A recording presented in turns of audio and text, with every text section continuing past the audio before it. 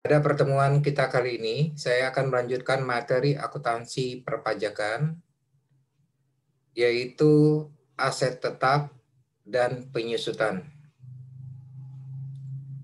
Saya coba tampilkan materi PPT-nya terlebih dahulu.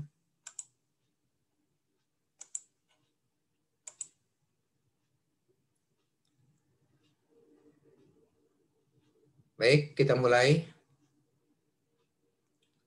Kalian tolong perhatikan penjelasan saya dan buat ringkasan terhadap penjelasan saya atas materi aset tetap dan penyusutan. Aset tetap merupakan aset yang memiliki manfaat lebih dari 1 tahun, digunakan dalam kegiatan operasi perusahaan dalam menghasilkan pendapatan dan memberikan keuntungan finansial jangka panjang. Bagaimana pengertian dan ciri aset tetap?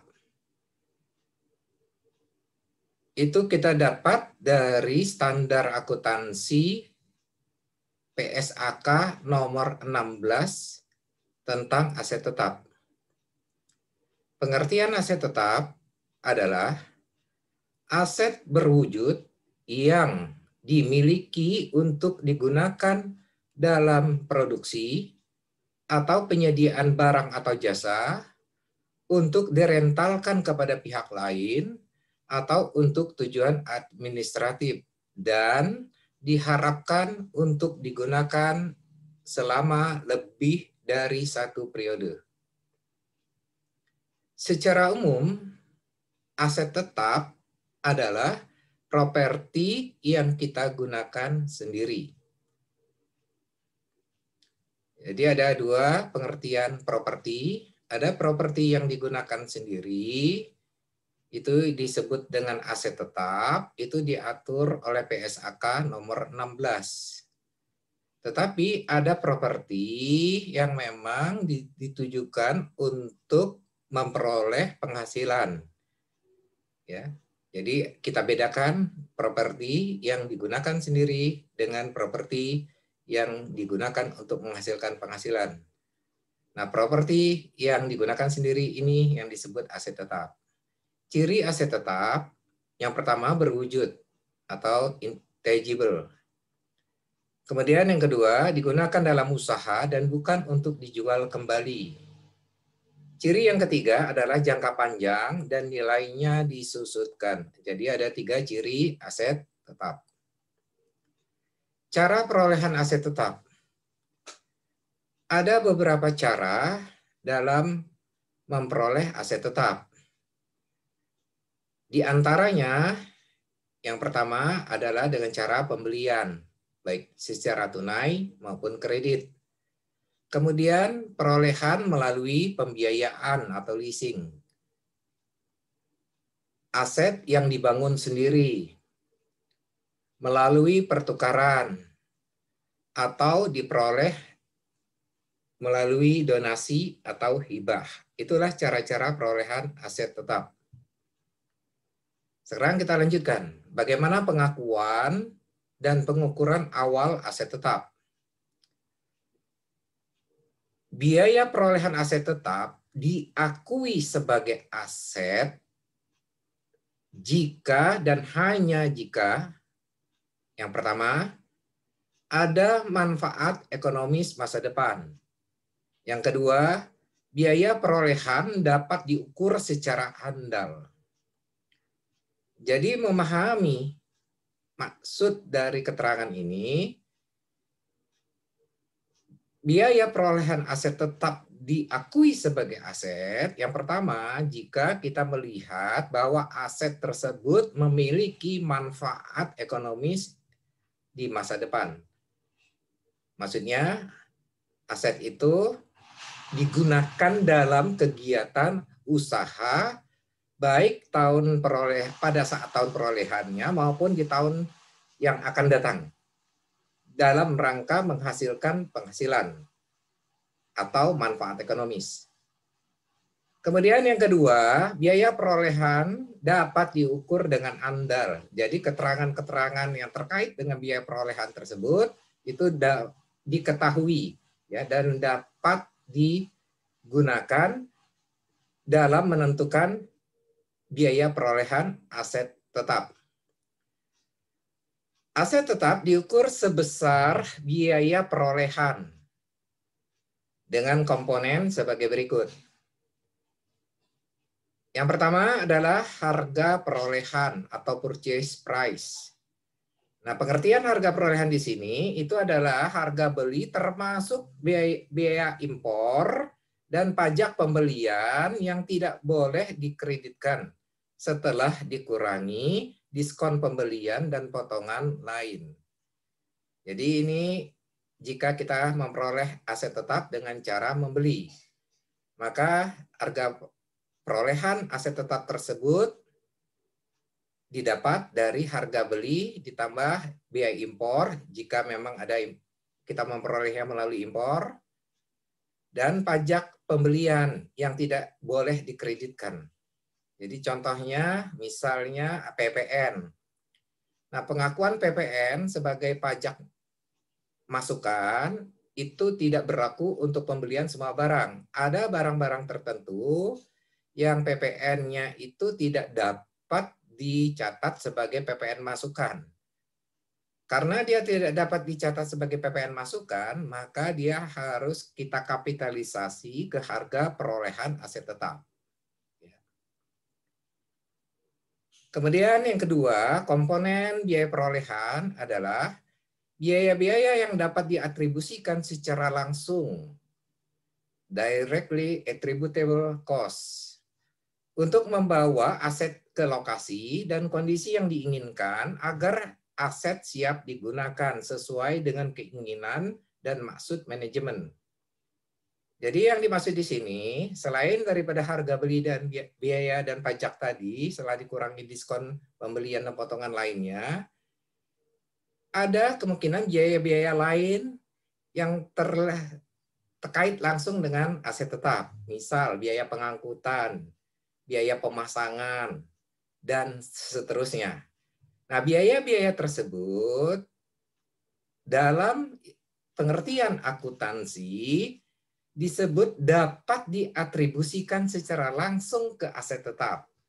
Maka biaya-biaya yang terkait langsung dengan perolehan aset tetap itu hingga aset tetap itu dapat digunakan, maka biaya-biaya tersebut menambah biaya perolehan aset tetap.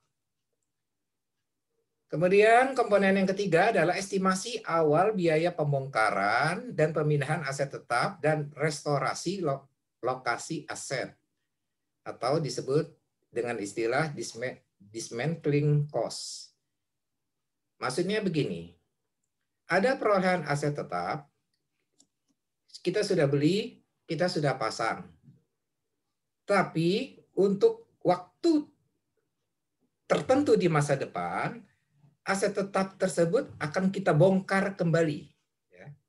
Jadi misalnya kita estimasikan dalam 10 tahun, itu akan kita bongkar. Ya. Nah, pembongkaran itu biaya pembongkaran tersebut yang nanti akan kita keluarkan 10 tahun kemudian, itu kita perhitungkan sebagai biaya perolehan aset tetap pada saat kita membeli, kemudian kita menghitungnya dengan menggunakan nilai sekarang atau present value. Apa contohnya yang mudah memahaminya dismantling cost ini? Misalnya partisi. Kita membeli peralatan untuk membuat sekat-sekat ruangan kantor. Nah, sekat-sekat ini pemakaiannya misalnya kita estimasi 5 tahun atau 10 tahun, setelah itu akan kita bongkar. Nah, biaya pembongkaran nantinya 10 tahun, 5 tahun atau 10 tahun lagi itu kita perhitungkan di depan dengan menggunakan perhitungan nilai sekarang atau present value. Dan itu kita masukkan sebagai komponen biaya perolehan aset tetap.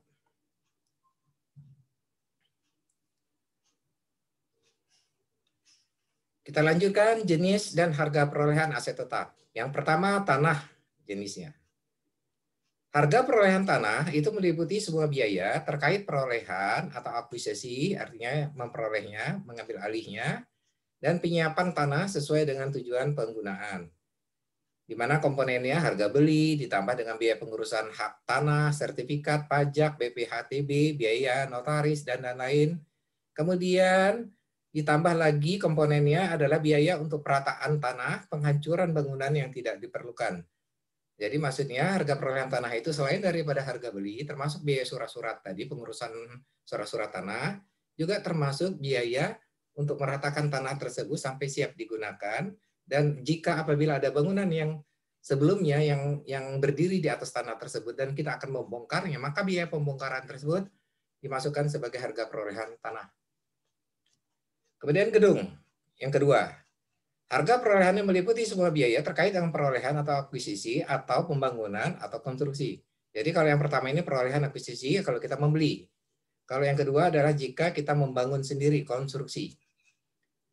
Maka harga perolehan gedung tersebut terdiri dari biaya material, tenaga kerja overhead, biaya bunga jika membangun sendiri. Atau harga beli bangunan ditambah dengan pengurusan hak perolehan bangunan. Kemudian termasuk juga fee profesional. Fee profesional ini maksudnya biaya notaris dan lain-lain, appraisal bila mana ada. Kemudian termasuk juga izin pendirian bangunan, IMB. Ya. Jadi biaya-biaya yang kita keluarkan dalam rangka memperoleh gedung tersebut. Material, tenaga kerja, overhead, biaya bunga, harga beli, ditambah dengan pengurusan hak perolehan bangunan, biaya notaris, biaya appraisal bila mana ada, termasuk juga biaya izin pendirian bangunan IMB, maka semua itu merupakan komponen biaya perolehan gedung. Contoh yang ketiga jenisnya adalah peralatan.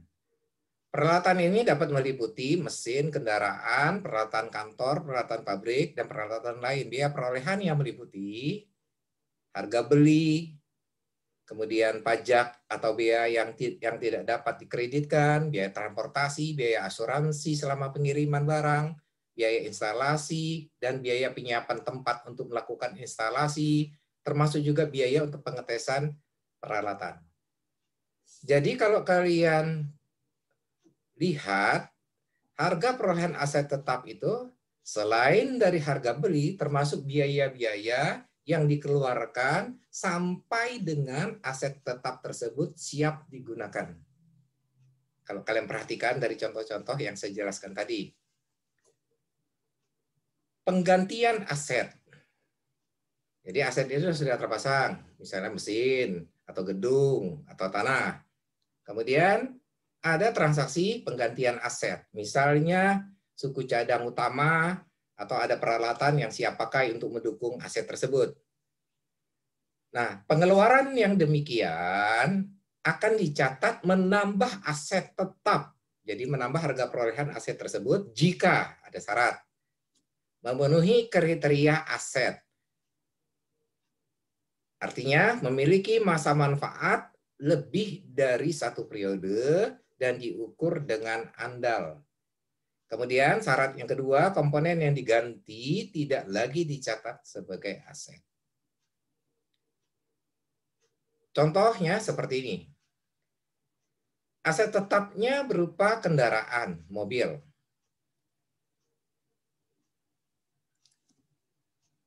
Kita akan menggantikan busi mobil. Penggantian busi ini tidak memenuhi kriteria aset tetap. Maksudnya, busi tidak memiliki masa manfaat lebih dari 1 periode. Jadi busi itu manfaatnya biasanya kurang dari 1 periode. Karena dia tidak memenuhi kriteria aset, di mana masa manfaat lebih dari 1 periode, maka busi tersebut tidak dapat menambah harga perolehan mobil. Menjadi berbeda jika kita menggantikan karburator mobil. Penggantian karburator mobil ini manfaatnya karburator tersebut lebih dari 1 periode. Ya. Kemudian ketika kita menggantikan karburator tersebut yang lama tidak kita gunakan lagi. Jadi kita menggunakan karburator baru. Maka pembelian karburator ini dapat dicatat menambah harga perolehan mobil. Itu contohnya, ya, yang disebut penggantian aset. Sedangkan biaya pemeliharaan dan perbaikan seperti perawatan dan suku cadang yang kecil-kecil itu diakui sebagai beban di laporan laba rugi pada periode berjalan. Contohnya tadi, misalnya kita membeli busi untuk mobil. Nah, busi manfaatnya kurang dari 1 tahun. Dan itu bagian daripada kegiatan pemeliharaan dan perbaikan. Maka pembelian busi itu dicatat sebagai beban di laporan laba rugi. Beban apa? Beban pemeliharaan kendaraan atau beban pemeliharaan mobil. Nah, sekarang kita lanjutkan bagaimana ketentuan pajak mengenai aset tetap. Kalau kita perhatikan dari definisi pajak, menurut ketentuan pajak, definisi pajak, pengertian aset tetap itu pada prinsipnya sama seperti pengertian yang disampaikan oleh standar akuntansi, di mana aset tetap adalah aset berwujud yang diperoleh dalam bentuk siap pakai atau yang diperoleh dalam bentuk siap pakai atau yang dibangun sendiri yang memenuhi kriteria sebagai berikut. Dimiliki dan dipergunakan dalam usaha atau yang dimiliki untuk mendapatkan, menagih, dan memelihara penghasilan dengan suatu masa manfaat lebih dari 1 tahun. Tidak dimaksudkan untuk dijual dalam kegiatan normal usaha. Jadi seperti yang kalian lihat, definisi pajak ini sama dengan kurang lebihnya seperti definisi akuntansi. Kemudian di ketentuan pasal 10 ayat 1 Undang-Undang PPH mengatur bahwa harga perolehan atau harga penjualan dalam hal terjadi jual beli harta, aset tetap maksudnya, yang tidak dipengaruhi hubungan istimewa adalah jumlah yang sesungguhnya dikeluarkan atau diterima. Jadi kalau ada transaksi perolehan aset tetap, maka harga perolehan menurut ketentuan pajak, jika dia tidak dipengaruhi oleh adanya hubungan istimewa antara penjual dan pembeli, maka harga perolehannya itu dicatat sebesar jumlah yang sesungguhnya dikeluarkan. Ya, jadi sesuai dengan transaksinya. Sedangkan apabila terdapat hubungan istimewa, maka harga perolehan aset tetap tersebut dicatat sebesar jumlah yang seharusnya dikeluarkan atau diterima. Jadi kita bedakan harga perolehan antara pihak-pihak yang memiliki hubungan istimewa dan yang tidak memiliki hubungan istimewa. Jadi kalau yang tidak memiliki hubungan istimewa antara penjual dan pembeli, maka berapapun transaksi yang dibayar, itulah harga perolehan aset tetap. Tetapi bila mana ditemukan ada keterkaitan antara penjual dan pembeli itu, diindikasikan ada hubungan istimewa, maka transaksi tersebut, harga transaksi tersebut dilihat apakah harga wajar atau tidak. Apabila di harga wajar, artinya sama seperti harga aset tetap itu jika dijual ke pihak lain, berarti tidak ada pembetulan, tidak ada perbaikan terhadap harga jual tersebut oleh pajak. Tetapi bila mana ditemukan harga itu tidak wajar, artinya di bawah harga pasar, maka akan ditinjau kembali harga perolehan aset tetap tersebut mengikuti harga pasar. Itu maksudnya. Aset tetap terbagi atas 2 kelompok menurut ketentuan pajak. Yang pertama adalah aset yang tidak dapat disusutkan seperti tanah.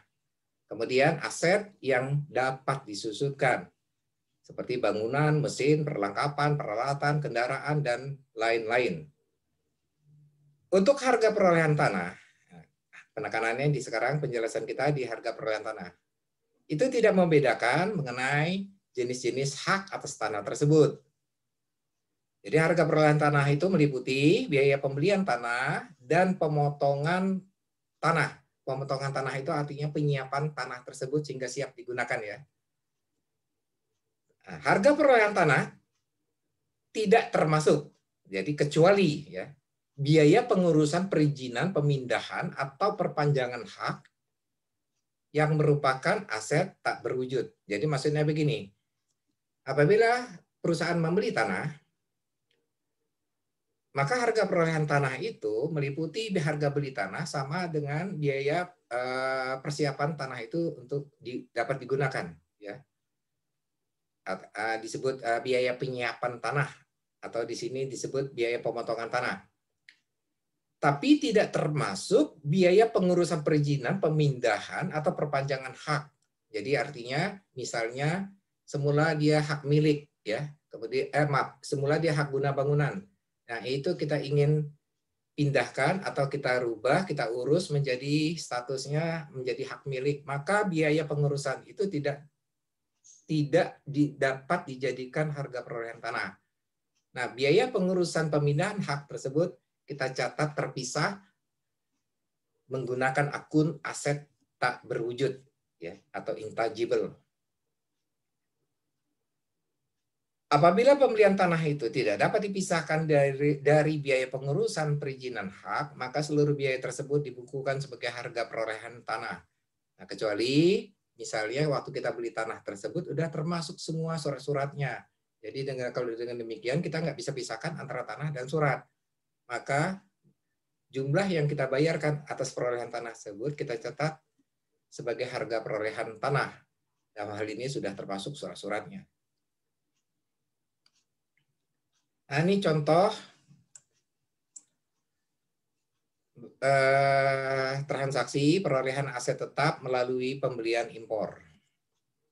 Coba kalian perhatikan di sini, ini adalah daftar biaya-biaya yang dikeluarkan dalam rangka perolehan mesin baru.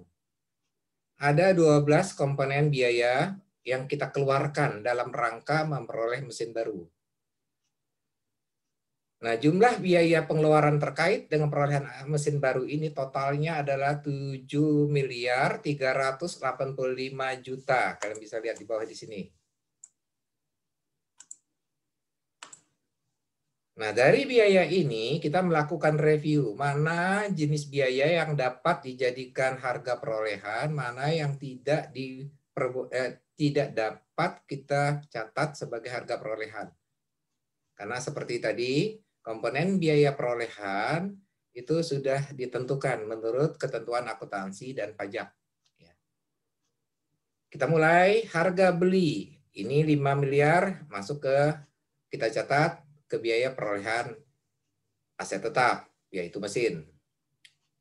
Biaya jasa interior, ruang penggunaan mesin. Jadi artinya kita beli mesin, kita siapkan ruangannya, dan ruangan itu kita rancang, kita pasang interiornya sesuai dengan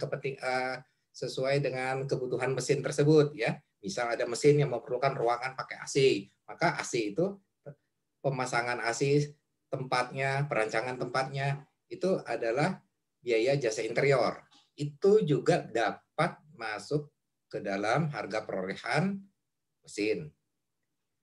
Biaya penyiapan lokasi pabrik juga sama. Mungkin butuh ruangan atau butuh lokasi yang cukup kuat. Bawahnya harus kita cor, kita pasang dengan besi yang cukup kuat sehingga mesin itu tidak bisa duduk dengan permanen, ya, di tempat yang kita tentukan. Nah, biaya penyiapannya itu bagian dari harga perolehan mesin. Biaya pengiriman mesin, misalnya kita menanggung biaya pengiriman dari penjual ke tempat kita, maka itu bagian dari harga perolehan mesin. PPN impor, misalnya kita beli dari impor, ya. Jadi artinya kita beli mesin itu dari luar negeri, sehingga untuk memasukkan ke Indonesia harus membayar PPN impor. Nah, PPN impor itu tidak merupakan bagian perolehan mesin. Jadi kita catat terpisah, yaitu masuk ke kelompok kredit pajak. Karena PPN impor ini bisa menjadi pengurang terhadap pajak PPN keluaran. Kemudian berikutnya biaya masuk impor. Ini biaya masuk impor ini adalah biaya pungutan biaya yang terhadap transaksi impor barang masuk Indonesia. Maka biaya masuk impor itu kita catat sebagai bagian dari perolehan aset tetap, dalam hal ini mesin. Biaya promosi untuk produk baru itu tidak dapat dicatat sebagai biaya harga perolehan aset tetap. Ya. Biaya instalasi mesin dapat dicatat sebagai harga perolehan aset tetap. Biaya pengetesan awal dapat dicatat sebagai harga perolehan aset tetap. Biaya grand opening tidak dapat dicatat karena tidak ada hubungannya dengan perolehan mesin. Biaya tenaga kerja engineering dapat dicatat sebagai harga perolehan aset tetap. Ya, karena kalau tidak ada engineering, mesin tidak dapat digunakan. Kemudian biaya administrasi yang dimasukkan sebagai overhead tidak dapat dicatat sebagai harga perolehan aset tetap. Nah, dari 12 komponen biaya pengeluaran ini, kita mendapatkan identifikasi mana yang dapat dicatat sebagai harga perolehan aset tetap, dalam hal ini mesin, mana yang tidak. Sedangkan untuk biaya-biaya yang tidak dapat dicatat sebagai harga perolehan aset tetap, maka kita mencatatnya sebagai beban usaha ya, jurnal kita. Oke, ya itulah cara kita mengidentifikasi ada beberapa pengeluaran dalam rangka memperoleh aset tetap. Jadi kemudian kita tentukan mana yang dapat dicatat sebagai harga perolehan aset tetap, mana yang tidak dapat dicatat sebagai harga perolehan aset tetap. Nah, jurnal yang kita buat untuk perolehan aset tetap berupa mesin tadi, jurnalnya adalah mesin debit 5.930.000.000, itu diambil dari hasil pemisahan kita tadi yang ini. Kemudian untuk PPN, kita catat PPN masukan 500 juta. Kemudian sisanya yang tidak dapat dicatat sebagai harga perolehan aset tetap, ada 955 juta, itu kita catat sebagai beban usaha. Kreditnya bisa kas atau utang. Oke, itu cara memilah-milah mana pengeluaran yang dapat menjadi harga perolehan, mana yang tidak dapat menjadi harga perolehan aset tetap. Ini adalah contoh 2 transaksi perolehan aset tetap melalui biaya pembongkaran atau dismantling cost.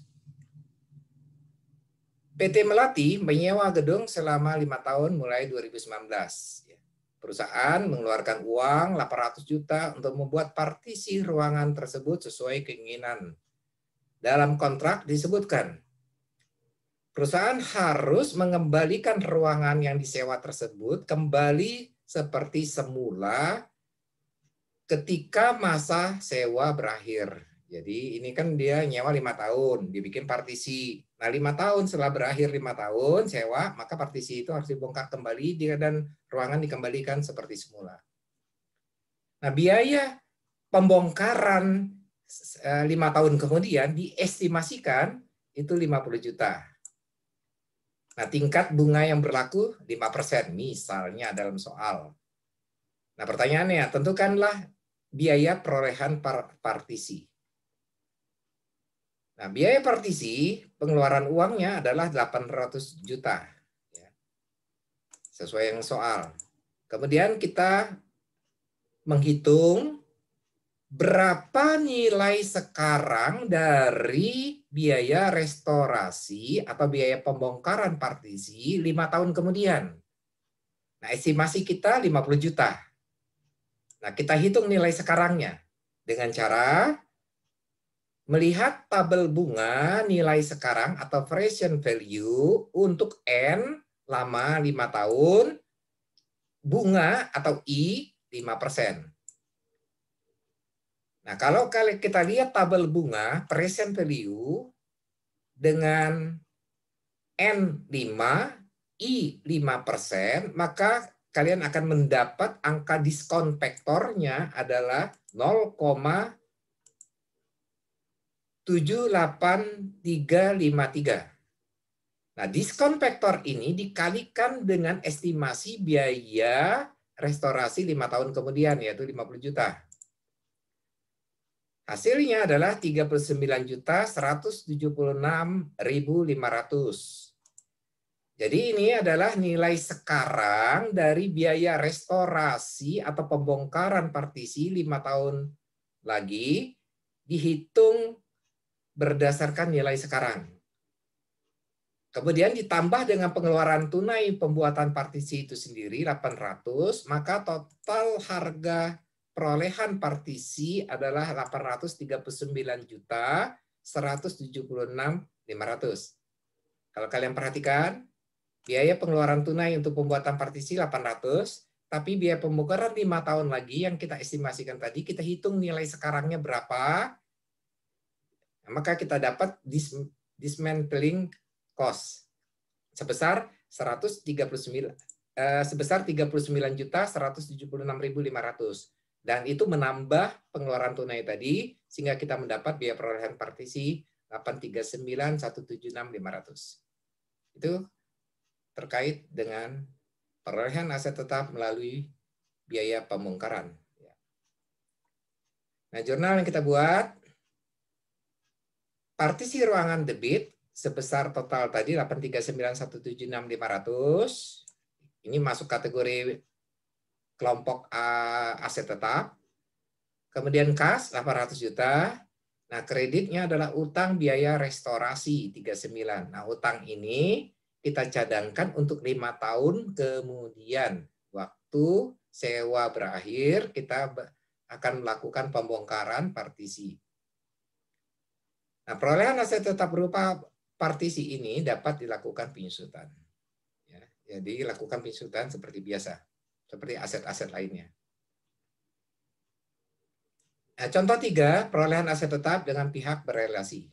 Jadi artinya pihak penjual dan pembeli itu ada hubungan istimewa, berelasi.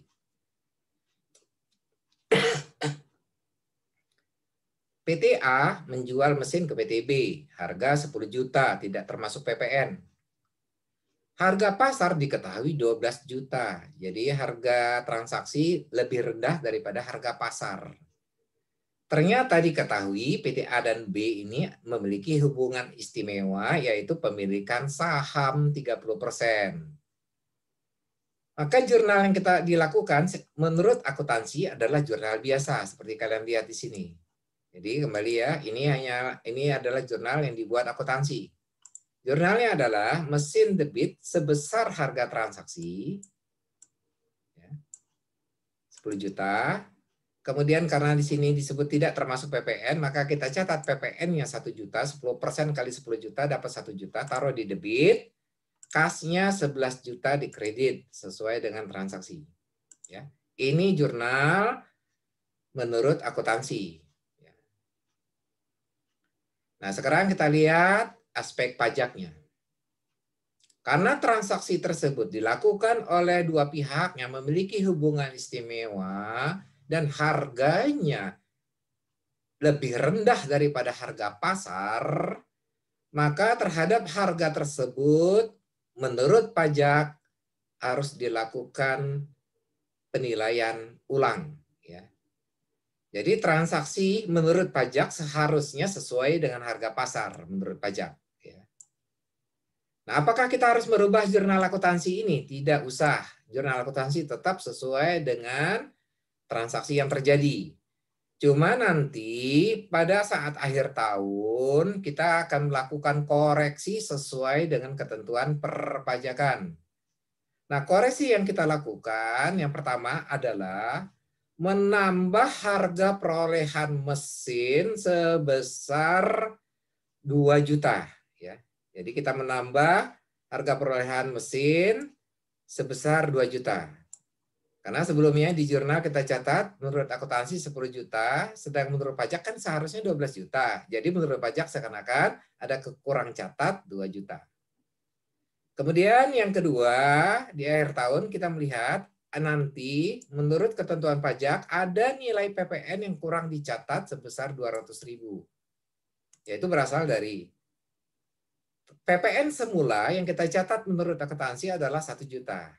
Menurut pajak, ini dasarnya harga transaksi adalah 10% dari 10 juta. Menurut pajak harusnya 12 juta. Jadi PPN-nya harusnya 10% kali 12 juta, yaitu 1.200.000. Karena menurut akuntansi sudah mencatat 1 juta, jadi masih ada kurang PPN dicatat sebesar 200.000 selisihnya. Ya. Jadi konsekuensinya harga perolehan mesin menurut pajak nanti untuk dasar penyusutan di akhir tahun adalah 12 juta, sedangkan PPN itu harus dibayar lagi sebesar 200.000, yaitu sebesar jumlah yang kurang menurut pajak. Nah, sekarang kita akan membahas perolehan aset tetap melalui pembiayaan atau leasing. Nah, terkait perolehan aset tetap melalui pembiayaan atau leasing itu diatur PSAK 73. Dan ini PSAK yang baru berlaku ya, mulai tahun 2021. Ini pengganti dari PSAK nomor 30 yang berlaku sebelumnya. Jadi saya ulangi, ini PSAK 73 ini mulai berlaku tahun 2021. Nah, kita lihat definisi sewa guna usaha atau leasing. Adalah kegiatan pembiayaan dalam bentuk penyediaan barang modal baik secara sewa guna usaha dengan hak opsi atau finance lease maupun sewa guna usaha tanpa hak opsi atau operating lease. Untuk digunakan lease ini maksudnya penyewa selama jangka waktu tertentu berdasarkan pembayaran secara berkala. Nah, bagaimana perlakuan akuntansi terhadap sewa guna usaha atau leasing? Menurut ketentuan PSAK 73, leasing dalam hal ini penyewa diwajibkan untuk mencatat seluruh sewa, baik sewa dengan hak opsi atau finance lease maupun sewa tanpa hak opsi operating lease itu dicatat sebagai finance lease di laporan posisi keuangan atau neraca dan melakukan amortisasi secara periodik. Jadi di PSAK 73 ini tidak lagi dibedakan antara finance lease dan operating lease. Jadi tidak ada pembedaan.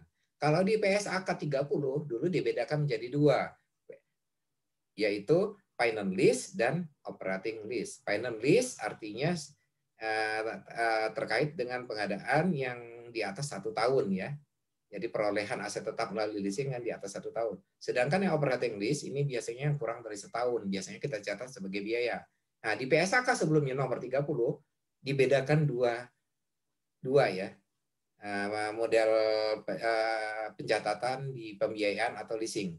Tapi kalau di PSAK 73 itu tidak ada lagi. Itu dicabut. Jadi baik itu sewa yang finance lease maupun operating lease dua-duanya dicatat sebagai finance lease dan harus disajikan di neraca ya. Dan harus dilakukan amortisasi. Ya. Jadi seluruh sewa baik finance lease maupun operating lease menurut PSAK 73 dicatat tunggal yaitu sebagai finance lease. Dikecualikan dari PSAK 73 adalah untuk sewa masa jangka pendek atau untuk aset yang bernilai risiko rendah. Ini perkecualian ya, misalnya ada sewa sebulan, 2 bulan, itu dikecualikan dari PSAK 73. Jadi tidak perlu dicatat sebagai finance lease. Jadi langsung saja dicatat sebagai beban periode berjalan. Ya. Nah, perlakuan akuntansi untuk finance lease. Nah, ini kelanjutan dari PSAK 73 tadi. Yang pertama adalah transaksi sewa dicatat sebagai aset tetap dan kewajiban pada awal masa sewa sebesar nilai tunai dari seluruh pembayaran ditambah dengan nilai sisa atau hak opsi yang harus dibayar pada akhir masa sewa guna usaha. Jadi sewa itu meliputi pembayaran tunai ditambah dengan sisa ketika masa leasingnya berakhir ya. Kemudian berikutnya setiap pembayaran sewa, jadi setiap angsuran setiap bulan itu dicatat terbagi dua, yaitu pertama kita mencatat angsuran pokok pinjamannya, kemudian yang kedua adalah beban bunga. Jadi misalnya angsurannya 5 juta. 5 juta itu pokoknya 4 juta, bunga 1 juta. Maka jurnal kita terpisah antara beban pokok dan bunga ya. Itu maksudnya. Kemudian aset yang disewa guna usahakan harus diamortisasi dalam jumlah yang wajar berdasarkan taksiran masa manfaatnya. Nah, jadi aset yang kita dapat dari leasing tersebut, menurut akuntansi harus diamortisasi sesuai dengan masa manfaatnya. Kewajiban sewa guna usaha harus disajikan sebagai kewajiban lancar dan kewajiban jangka panjang. Maksudnya begini, umumnya perolehan aset melalui leasing atau pembiayaan itu lebih dari 1 tahun, misalnya 4 tahun untuk mobil, kendaraan, untuk misalnya untuk ruko, bangunan bisa 10 tahun ya. Maka penyajian utangnya, utang leasing, itu harus di kelompok kewajiban jangka panjang. Tapi nanti untuk yang utang leasing yang akan jatuh tempo dalam tahun berjalan, artinya misalnya utangnya 5 tahun, tapi kan yang 1 tahun ini akan jatuh tempo di tahun berjalan ya, maka itu harus kita pindahkan, kita klasifikasi ke utang jangka pendek. Ya. Jadi nanti yang misalnya kalau kita utang 5 tahun, 4 tahun itu tetap di kewajiban jangka panjang, yang 1 tahunnya berada di kelompok utang jangka pendek. Ya. Kalau di tahun depan juga sama, jadi yang 3 tahun sisanya tetap di kelompok jangka panjang, yang 1 tahun kita pindahkan ke jangka pendek. Demikian seterusnya sampai lunas, sampai pembiayaan itu selesai. Nah, perlakuan terhadap aset pembiayaan leasing itu terdapat perbedaan antara PSAK 73 dengan ketentuan perpajakan. Tadi saya sudah menjelaskan, menurut ketentuan akuntansi, seluruh sewa, baik yang jenisnya finance lease maupun yang operating lease, semuanya dicatat menggunakan finance lease. Ya. Jadi tidak lagi dibedakan. Nah, menurut ketentuan pajak, tetap ada pembedaan antara operating lease dan finance lease. Ya, jadi ada perbedaan di sini antara PSAK 73 yang baru tadi dengan ketentuan perpajakan. Karena ketentuan perpajakan itu berdasarkan keputusan Menteri Keuangan nomor 1169 tahun 91, di mana di pasal 2 ayat 1 menjelaskan bahwa aktivitas sewa dibedakan tetap menjadi 2. Yang pertama adalah sewa guna usaha dengan hak opsi atau finance lease, atau disebut dengan istilah lain SGU dengan hak opsi. SGU ini singkatan sewa guna usaha dengan hak opsi. Kemudian yang kedua adalah sewa guna usaha tanpa hak opsi atau operating lease, atau disebut istilah lain SGU tanpa hak opsi. Jadi pajak tetap membedakan ya antara operating lease sama finance lease. Kalau finance lease terkait dengan perolehan aset tetap yang lebih dari 1 tahun, kalau operating lease ini umumnya kurang dari 1 tahun dan biasanya pencatatannya dicatat sebagai beban pada periode berjalan kalau yang operating lease ya. Nah, kemudian pajak membuat ketentuan terkait dengan sewa guna usaha dengan hak opsi atau finance lease. Ketentuan pajaknya kalian bisa baca ada 6 poin di sini ya.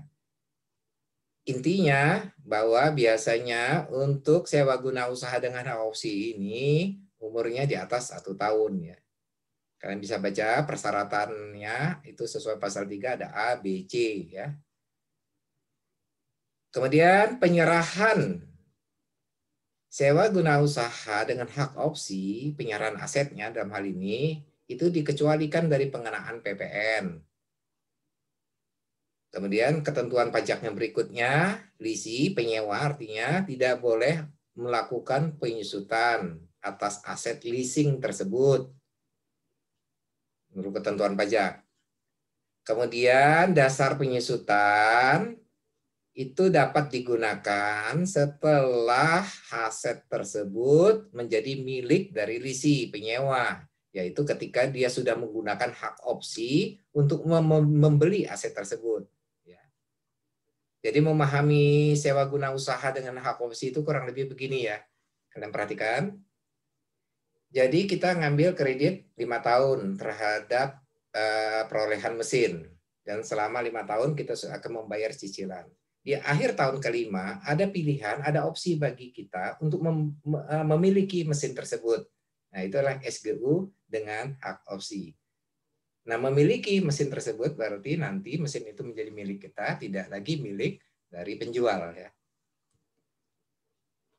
Nah, penyusutan untuk aset yang diperoleh melalui SGU dengan hak opsi itu dilakukan setelah mesin itu menjadi milik kita. Itu baik itu mungkin nunggu setelah 5 tahun atau mungkin di tahun ketiga atau keempat kita melakukan pelunasan sehingga mesin itu menjadi milik kita. Maka sejak itulah mesin tersebut dapat disusutkan. Nah, jumlah pembayaran cicilan angsuran setiap bulannya itu dapat dicatat sebagai biaya pengurang dari penghasilan bruto di laporan laba rugi. Lihat angka 5. Jadi kurang lebihnya memahaminya begini. Aset leasing yang diperoleh melalui SGU dengan hak opsi, itu aset tersebut kita catat sebagai aset tetap milik kita.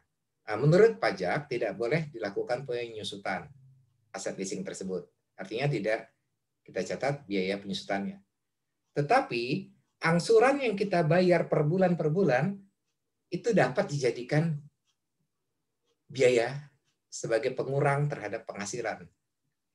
Jadi angsurannya berapa bulan yang kita bayar dalam setahun itu boleh kita catat sebagai biaya menurut pajak.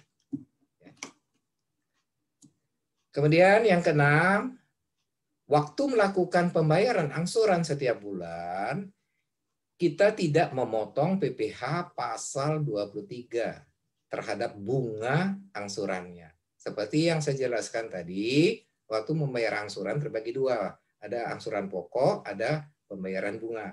Nah, terhadap bunga itu tidak dipotong PPh pasal 23.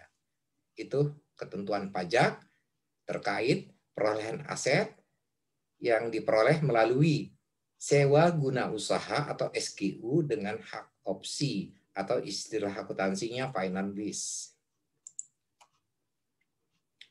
Nah, sekarang kita lanjutkan ketentuan pajak terkait dengan SGU tanpa hak opsi atau menurut istilah akuntansinya operating lease.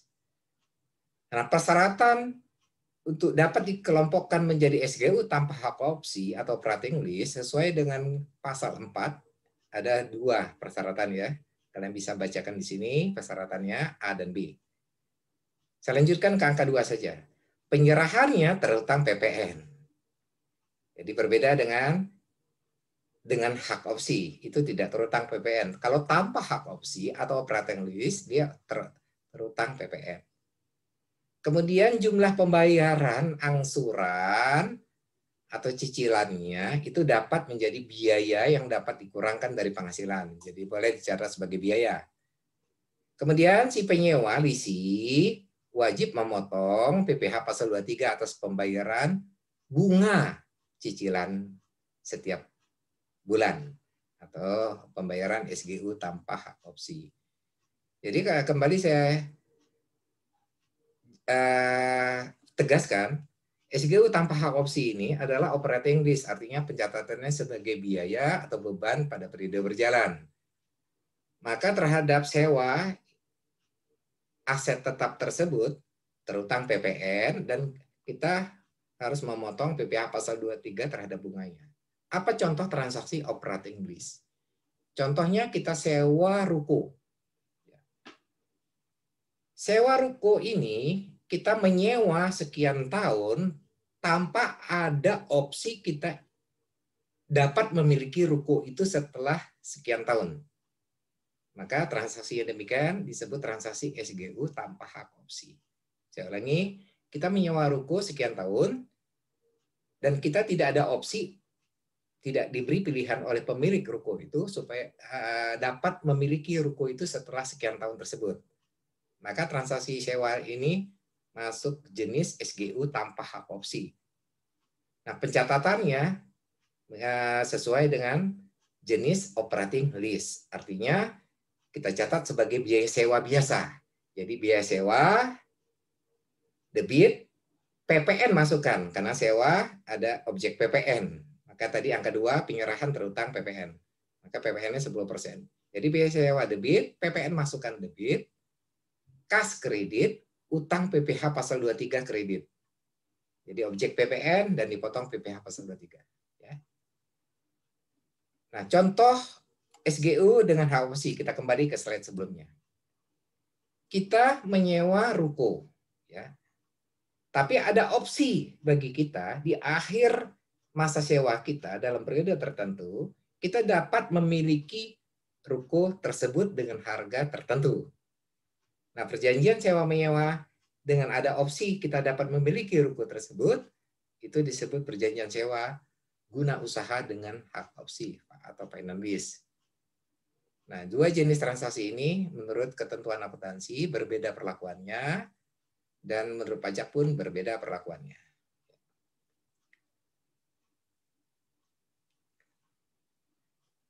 Nah, ini adalah contoh perolehan aset tetap melalui pembiayaan atau leasing. Contoh transaksinya, PT Lesa Pajak membeli mesin melalui angsuran. Uang muka dibayar 500 juta. Angsuran 5 tahun yang dibayarkan 200 juta per tahun. Jadi ada 5 kali angsur ya. Jadi per tahunnya 200 juta selama 5 tahun. Tingkat bunga yang berlaku 12%. Pertanyaannya, tentukan harga perolehan mesin pabrik tersebut. Yang pertama kita catat adalah uang muka. Ya. Jadi kalau kalian perhatikan di sini, mesin itu dibayar uang muka 500 juta. Kita hitung. Kemudian kita menghitung nilai sekarang dari jumlah angsuran 5 tahun dengan bunga 12%. Tiap angsuran bayar 200 juta. 5 kali angsur, N 5. Bunga 12% I. Jadi kalian bisa menghitung diskon faktor dari angsuran yang rutin, yang tetap selama 5 kali dengan angka yang sama, dengan diskon faktornya N5, itu 5 tahun, 5 kali angsur, dan I tingkat bunganya 12%. Nah, diskon faktor kalian harus menggunakan tabel bunga anuitas ordinary ya. Present value ordinary annuity. Ya.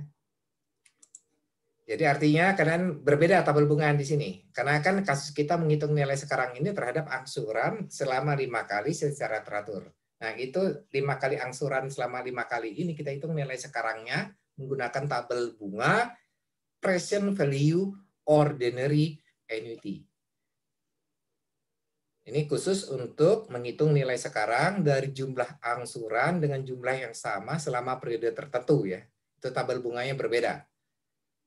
Nah, kalau kalian lihat di situ dengan I 12%, N sama dengan 5, maka kalian akan mendapat diskon faktornya adalah 3,60478. Itu dikalikan dengan nilai angsuran 200 juta. Maka kalian akan mendapat nilai tunai angsuran selama 5 tahun tersebut adalah 720.956.000. Ditambah dengan uang muka, berarti inilah harga perolehan mesin pabrik. Nilai uang muka ditambah dengan nilai tunai seluruh angsuran selama 5 tahun berdasarkan perhitungan nilai sekarang. Maka jurnal yang kita buat adalah mesin aset tetap berarti ya, yang diperoleh dari leasing, dari pembiayaan, totalnya adalah dari hasil perhitungan tadi, yaitu 1.220.956.000. Kemudian kas di kredit sebesar uang muka. Nah, sisanya kita catat sebagai utang pembiayaan 720.996. Itulah jurnal perolehan aset tetap yang berasal dari pembiayaan atau leasing. Kemudian pas waktu kita membayar angsuran pertama, ini jurnal pembayaran angsuran pertama, maka jurnal yang kita bayar adalah utang pembiayaan debit, maksudnya pokok ya, pokok, utang pokok, debit, beban bunga debit, kas kredit. Kas kredit sebesar jumlah angsuran 200 juta, sudah disebutkan dalam soal, 200 juta di sini. tiap kali ngangsur. Nah, kita harus mengeluarkan, membedakan di dalam angsuran ini harus dikeluarkan berapa pokoknya, berapa bunganya. Ya, caranya adalah bunga angsuran itu tingkat bunganya 12% kali dengan sisa pinjaman atau sisa utang pembiayaan 720.956. Karena angsuran pertama itu outstanding utang pembiayaan kita adalah 720.956.000. Nah, dikalikan dengan tingkat bunga 12%. Maka kalian akan mendapatkan bunga angsurannya 86.514.720. Dikurangi dengan jumlah angsuran, maka sisanya inilah merupakan pembayaran pokok angsuran, yaitu 113.485.280. Dengan demikian, kalian bisa membuat jurnal. Utang pembiayaan yang didebit tadi isi dengan sebesar angka pokok angsuran, sedangkan beban bunga diisi dengan angka perhitungan bunga. Sedangkan kas tetap sebesar jumlah angsuran yang dibayar, yaitu 200 juta.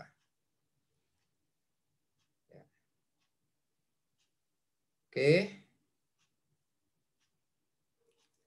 Nah, sekarang coba kita analisis. Tadi jurnal yang tadi, jurnal perolehan dan pembayaran angsuran, saya ulangi lagi di sini.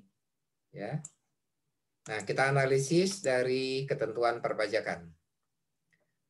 Yang pertama adalah perolehan aset tetap mesin leasing yang didebit ini. Perolehan mesin secara leasing ini termasuk jenis finance lease menurut ketentuan pajak, ya, karena lebih dari 1 tahun, ya. Karena mesin masuk kelompok barang modal golongan 2. Jadi menurut ketentuan pajak, mesin itu masuk ke kelompok barang modal golongan 2 dengan masa sewa guna usaha lebih dari 3 tahun. Ya. Tadi saya mengatakan kan, kalau finance lease itu di atas 1 tahun. Nanti pengelompokan golongan 1, golongan 2 ada ketentuannya. Tadi sudah dijelaskan, ya. Yang ini. Ya. Nah, ini ketentuannya, yang persyaratan tadi. Di sini disebutkan, ini adalah ketentuan terkait SGU dengan hak opsi atau finance lease. Jika masa SGU itu ditetapkan sekurang-kurangnya 2 tahun untuk barang modal, dia masuk ke golongan 1. Jika 3 tahun, masuk ke golongan 2 dan 3. Kalau 7 tahun, dia masuk ke golongan bangunan, ya, dan seterusnya. Ya. Jadi ini penentuan golongan menurut ketentuan pajak terhadap aset tetap yang kita peroleh melalui pembiayaan atau leasing. Kita kembali ke soal. Jadi dia masuk ke golongan 2 menurut ketentuan pajak mesin tersebut karena masa sewa guna usahanya lebih dari 3 tahun. Dan terhadap penyerahan mesin ini dari penjual ke pembeli itu tidak terutang PPN karena dia masuk ke kelompok SGU dengan hak opsi. Kemudian harga perolehan mesin ini tidak dapat disusutkan. Nah, ini menurut ketentuan pajak, ya. Jadi ini 1.220.956 ini setiap akhir periode tidak perlu dibuatkan penyesuaian menurut ketentuan pajak. Kalau menurut akuntansi boleh kita catat beban penyusutan debit, akumulasi penyusutan kredit. Cuma nanti terhadap beban penyusutan yang jurnal akuntansi tadi akan dikoreksi pajak pada akhir periode saat penghitungan PPh terutang akhir tahun. Kemudian yang berikutnya kita analisis adalah utang pembiayaan. Pembayaran angsuran leasing yang ini, utang ini yang 113.348.580 ini kan menurut akuntansi kan dicatat debit utang pembiayaan. Menurut pajak, jumlah pembayaran utang ini dapat dicatat sebagai biaya. Nih, merupakan biaya yang dapat dikurangkan dari penghasilan. Jadi menurut akuntansi, jurnalnya adalah mengurangi utang pembiayaan di debit. Ya. Tapi kalau menurut ketentuan pajak, pembayaran utang pembiayaan tersebut yang kita bayar setiap bulan sesuai dengan masa angsuran itu dapat kita catat sebagai biaya di akhir tahun. Jadi jumlah angsuran pembiayaan yang telah kita bayar itu dapat dicatat sebagai biaya yang mengurangi penghasilan di akhir tahun. Biasanya kita catat masukkan ke dalam koreksi fiskal. Koreksi fiskalnya jenisnya koreksi fiskal negatif. Kemudian terhadap beban bunga yang 86 juta sekian itu tidak perlu dipotong PPh pasal 23 karena menurut ketentuan pajak SGU dengan hak opsi pembayaran bunganya tidak merupakan objek PPh pasal 23. Tadi sudah saya jelaskan. Ya. Ini contoh kedua perolehan aset tetap melalui pembiayaan atau leasing. Saya kira untuk contoh kedua dapat kalian pelajari dari materi yang sudah saya berikan ya. Karena di sana juga ada perhitungannya, ada jurnalnya, kalian bisa pelajari sendiri. Saya lanjutkan dengan pengukuran aset tetap setelah pengakuan awal. Untuk kebijakan pengukuran aset tetap setelah pengakuan awal, perusahaan harus memilih salah satu model. Itu bisa model biaya atau model revaluasi. Dan menerapkan kebijakan tersebut untuk seluruh aset tetap dalam kelompok yang sama. Jadi artinya jika kita memilih model biaya maka berlaku untuk seluruh aset tetap kita dalam kelompok yang sama. Jika memilih model revaluasi juga kita harus lakukan dalam kelompok aset tetap yang sama. Kita mulai membahas model biaya atau cost model. Ketentuan akuntansi. Setelah pengakuan sebagai aset, aset tetap dicatat pada biaya perolehan, dikurangi dengan akumulasi penyusutan dan akumulasi rugi penurunan nilai. Jika entitas mengubah kebijakan akuntansi dari model biaya ke model revaluasi, di dalam pengukuran aset tetap, perubahan tersebut dilakukan secara prospektif. Jadi artinya begini, perusahaan ini pengakuan pengukuran aset tetap setelah pengukuran awal ya. Pengakuan awal itu maksudnya waktu saat perolehan. Nah, kemudian setelah aset tetap ini kita peroleh, tentu biasanya ada pengeluaran biaya lagi terkait aset tetap tersebut. Maka itu bagaimana cara pengukuran aset tetap setelah pengakuan awal ya. Jadi ada biaya-biaya yang terkait atau pengeluaran yang terkait dengan aset tetap tersebut. Jika misalnya kita memilih metode model biaya, maka aset tetap itu dicatat sebagai biaya perolehan, tapi dikurangi dengan akumulasi penyusutan dan akumulasi rugi penurunan nilai aset. Ya, jika memang kita melakukan penurunan. Ya. Ketentuan pajak, pengukuran setelah pengakuan aset tetap, awal aset tetap, mengacu kepada harga perolehan sesuai ketentuan pasal 10 Undang-Undang PPh dan dikurangi dengan penyusutan sesuai dengan pasal 11 Undang-Undang PPh. Jadi ya, kalau menurut pajak disajikan tetap menggunakan harga perolehan. Tinggal dikurangi aja biaya penyusutannya sesuai dengan ketentuan pasal 11 menurut pajak ya. Tapi kalau menurut akuntansi, jika memilih model biaya ya boleh, tapi di model biaya. Nah, maka biaya-biaya yang terkait dengan aset tetap itu dicatat sebagai biaya perolehan terhadap aset tetap itu sendiri ya.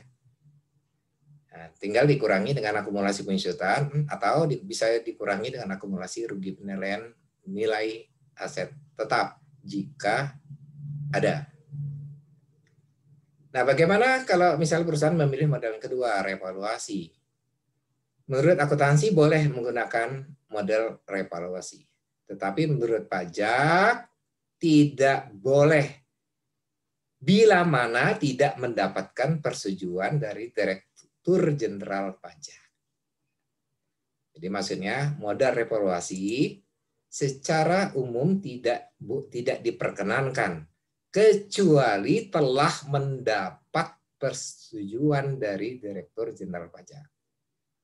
Nah, basis hukumnya, dasar hukumnya adalah Peraturan Dirjen Pajak nomor Per 2 tahun 2009.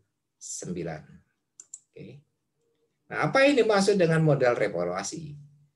Jadi ya pencatatan aset awal sebesar harga perolehan. Cuman nanti di suatu periode tertentu, di akhir periode tertentu, aset tetap tersebut kita nilai ulang dengan menggunakan harga wajar pada saat tanggal laporan.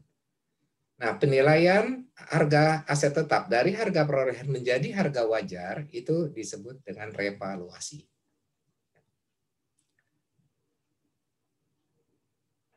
Kita lanjutkan membahas lebih rinci bagaimana ketentuan penilaian kembali aset tetap atau revaluasi yang sudah saya jelaskan secara singkat di slide sebelumnya.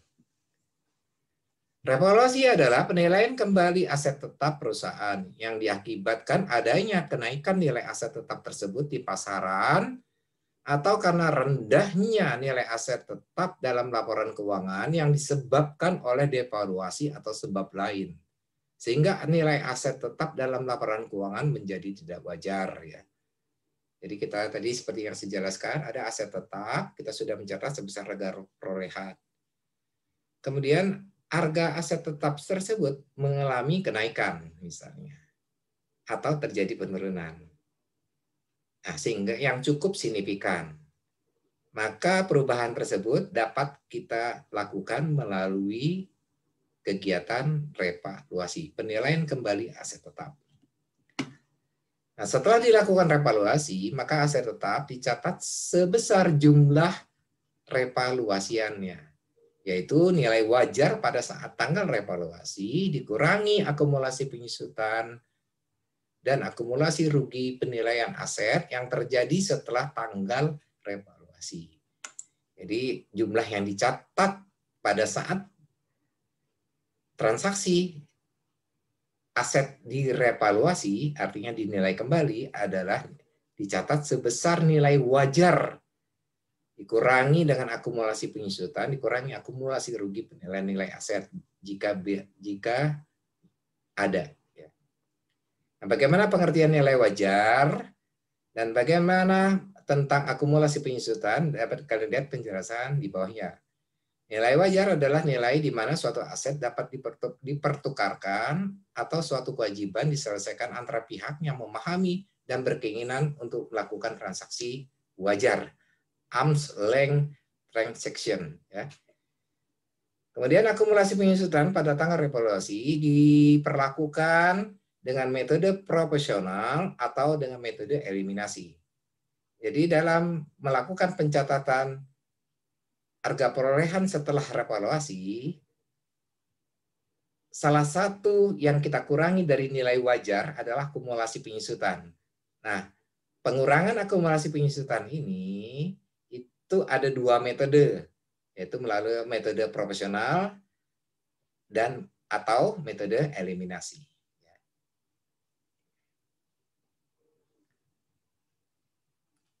Jika jumlah tercatat aset meningkat akibat revaluasi, maka kenaikan tersebut langsung dikreditkan ke ekuitas menggunakan akun surplus revaluasi.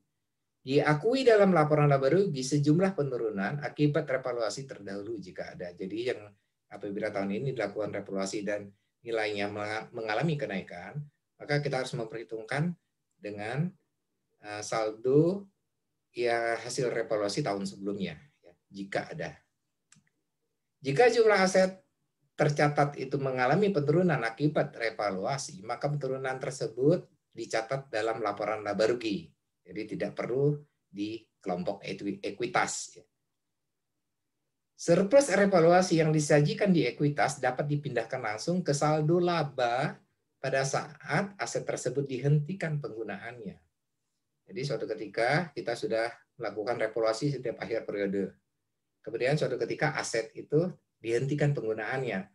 Maka saldo surplus revaluasi yang ada di kelompok ekuitas kita pindahkan. Kita ke saldo laba, ditahan.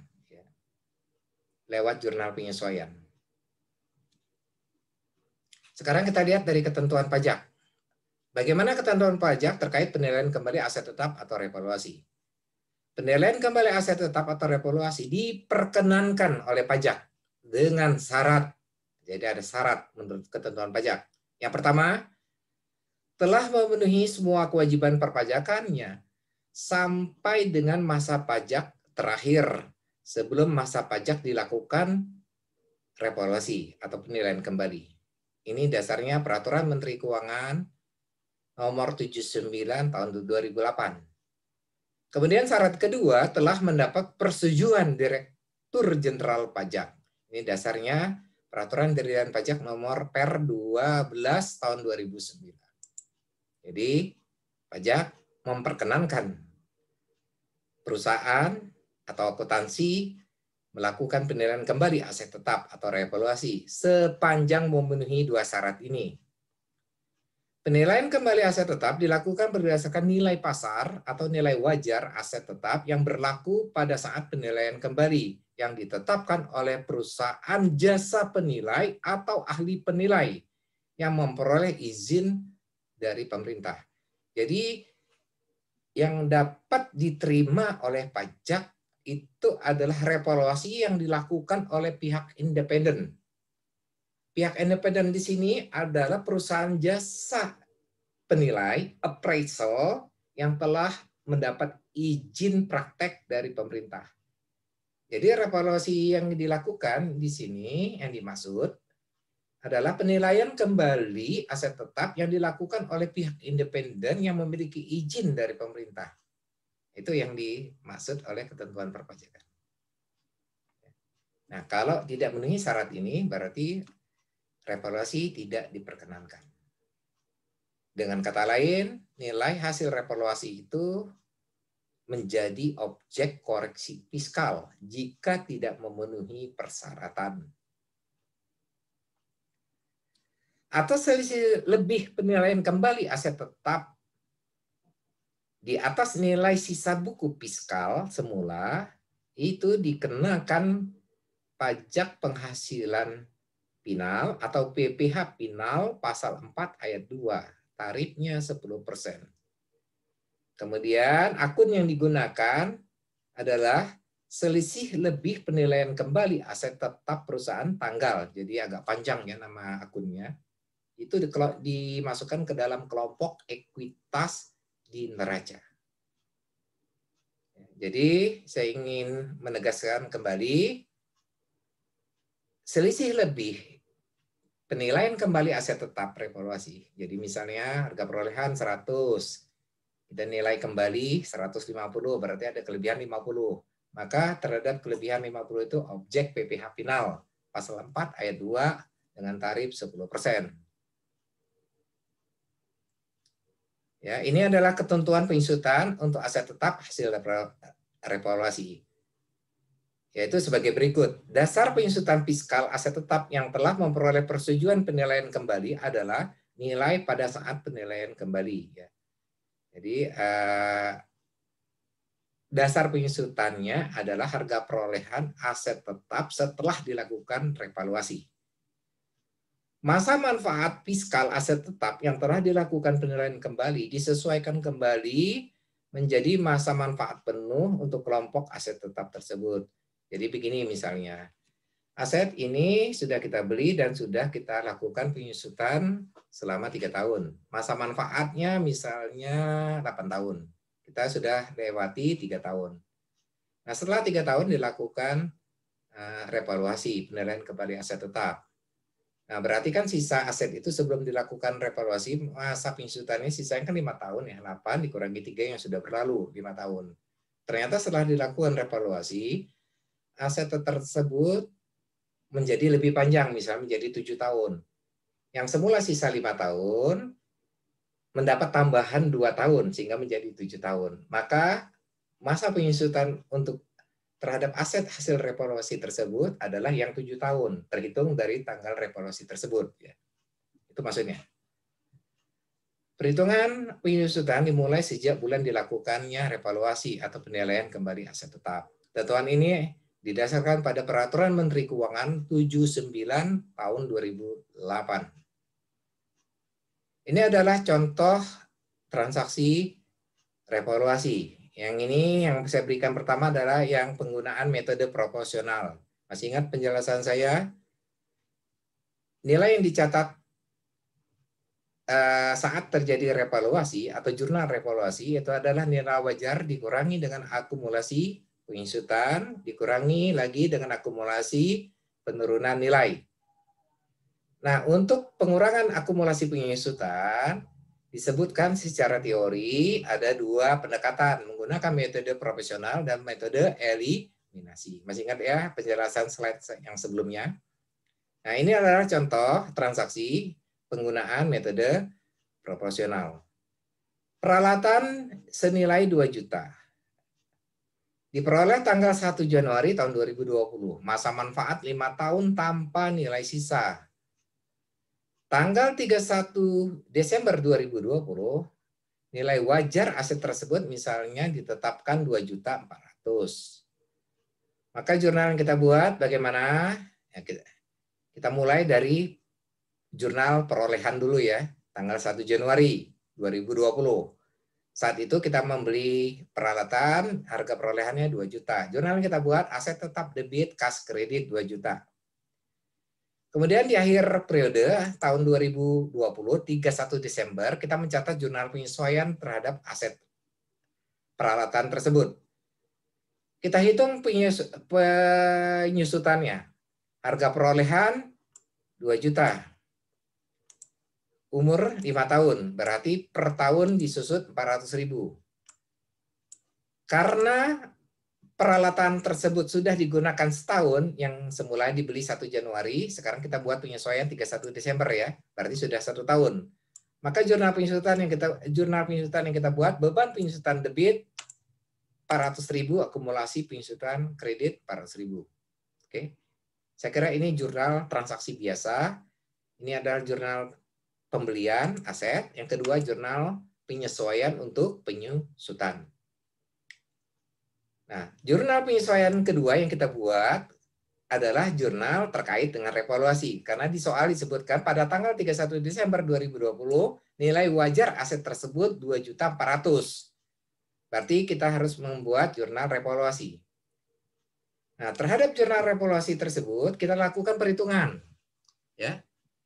Nilai wajar peralatan adalah 2.400.000. Nilai bukunya adalah 1.600.000. Dari mana dapat nilai buku 1.600.000? Berasal dari harga perolehan dikurangi dengan akumulasi penyusutan. Jadi nilai buku peralatan adalah 1.600.000. Nilai wajarnya 2.400.000. Nilai buku 1.600.000. Maka terjadi surplus revaluasi 800.000. Ya. Nah, kemudian penyusutan yang sudah terjadi adalah 400.000. Kalian lihat di sini ya. Karena ini ada ketentuan kita menggunakan metode proporsional dalam mengurangi akumulasi penyusutan sesuai dengan teori yang tadi saya jelaskan di slide sebelumnya. Maka kita harus menghitung terhadap akumulasi penyusutan dengan menggunakan metode proporsional. Cara menghitungnya begini. Surplus 800.000 dibagi dengan jumlah akumulasi. Jadi surplus 800.000 dibagi dengan jumlah akumulasi 1,6. Kemudian dikalikan dengan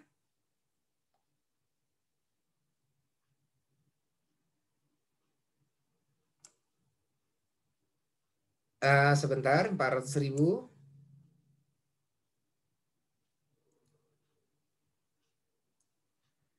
adalah akumulasi.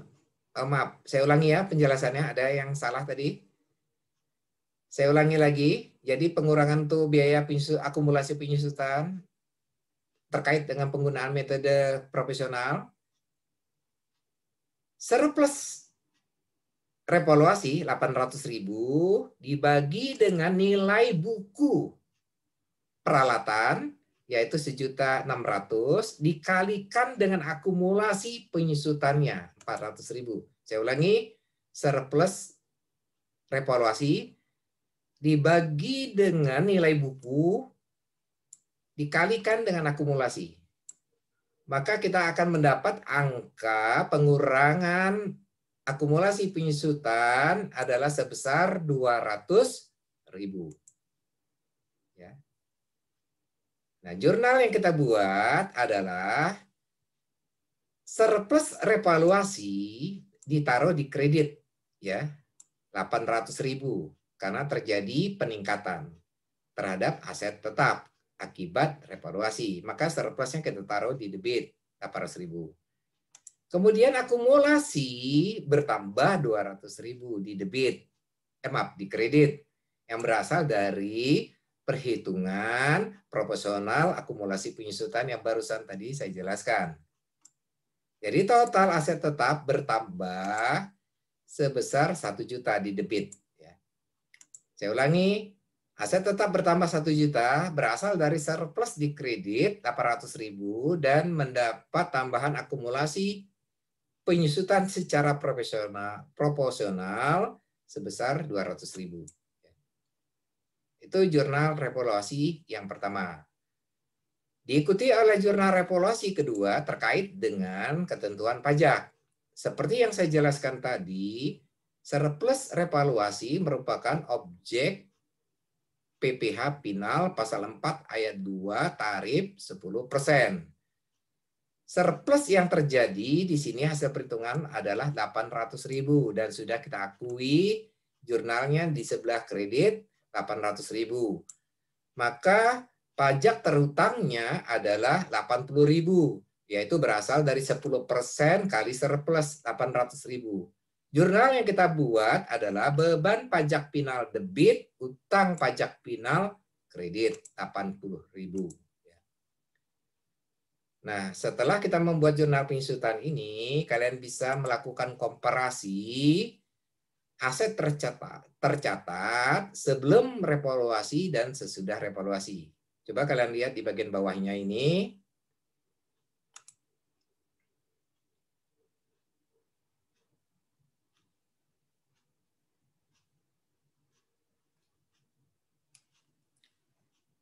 Aset tercatat sebelum revaluasi, harga perolehan adalah 2 juta dari jurnal sebelumnya ya.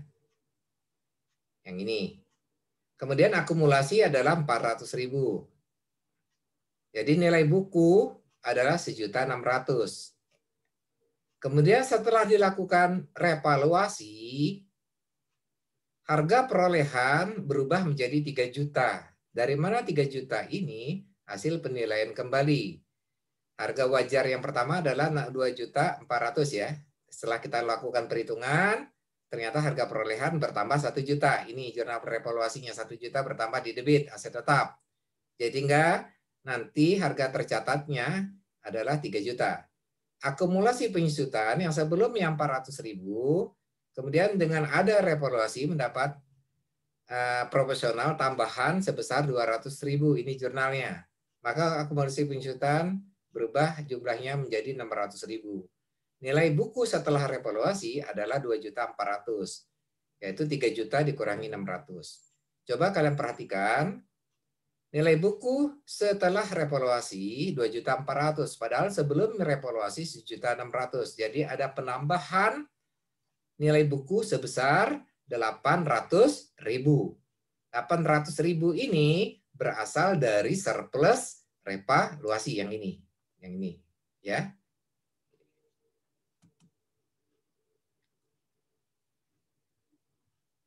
Sekarang saya lanjutkan dengan contoh metode eliminasi. Tadi adalah contoh metode profesional melalui serangkaian perhitungan ya. Sekarang kita metode eliminasi. Kasusnya sama, peralatan senilai 2 juta. Diperoleh 1 Januari 2020 dengan masa manfaat 5 tahun tanpa nilai sisa. Tanggal 31 Desember 2020, nilai wajar aset adalah 2.400.000. Nah, jurnal perolehan dan jurnal penyesuaian untuk penyusutan saya kira sama seperti metode sebelumnya ya. Ini transaksi biasa. Aset tetap 2 juta, debit, kas, kredit 2 juta. Kemudian saat menjurnal penyusutan, beban penyusutan debit, akumulasi penyusutan kredit 400.000. Berasal dari 2 juta dibagi 5 tahun umur ya. Yang berbeda adalah ketika jurnal revaluasi. Kalian perhatikan jurnal revaluasi di sini. Surplus revaluasi 800.000. Ya. Kalian lihat di sini. Nah, kita catat jurnal dulu. Ya. Aktiva tetap 800.000 bertambah, surplus revaluasi 800.000. Nah, kemudian akumulasi pensiutan yang sebelumnya sudah tercatat 400.000 langsung dihapus saja. Ya. Dihapus dengan cara kita taruh di debit akumulasi pensiutan 400, kemudian kreditnya adalah aset tetap 400.000. Ya. Kemudian kita lanjutkan jurnal revaluasi yang kedua, yaitu pencatatan pajak terutang, yaitu 10% kali 800.000 surplus revaluasi. Jurnalnya beban pajak final debit 80.000, utang pajak final kredit 80.000. Nah, jadi kalau kalian perhatikan perbedaan antara metode proporsional ini dengan metode eliminasi lebih sederhana ya, dengan cara seluruh akumulasi yang sudah dicatat ini dihapus melalui jurnal akumulasi penyusutan debit aset tetap kredit.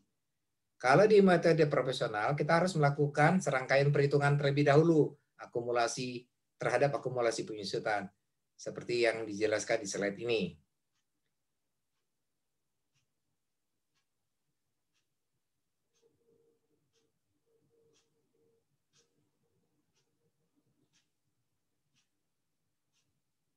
Oke, ini adalah contoh revaluasi transaksi yang lain, contoh 2.